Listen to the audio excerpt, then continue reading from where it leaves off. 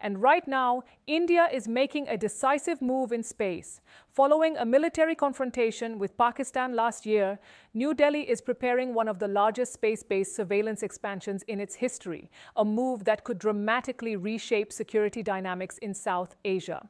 According to a Bloomberg report, India is planning to launch more than 50 new surveillance satellites in the first phase alone, with the total number potentially rising to 150 satellites in the coming years.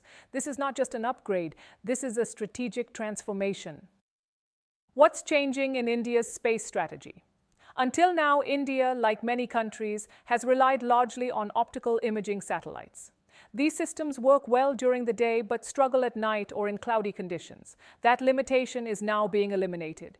India is shifting toward advanced radar-based surveillance satellites using synthetic aperture radar or SAR technology. What does that mean? These satellites can see through clouds, operate 24 hours a day, and monitor terrain regardless of weather or darkness. In simple terms, there will be no hiding place at any time.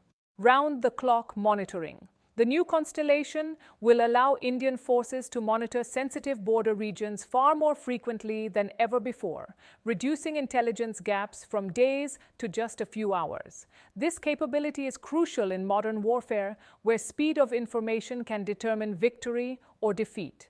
Military planners say the need for this system became clear during Operation Sinandor, when existing satellite coverage faced limitations during night operations and adverse weather. Global footprint, faster intelligence. India isn't just upgrading satellites, it's expanding globally on the ground. Reports indicate New Delhi is exploring overseas ground stations in strategic locations, including West Asia, Southeast Asia, parts of Scandinavia. These stations would allow satellite data to be relayed back to India faster and more securely, drastically reducing response times during crises. In modern conflict, whoever processes data fastest holds the advantage.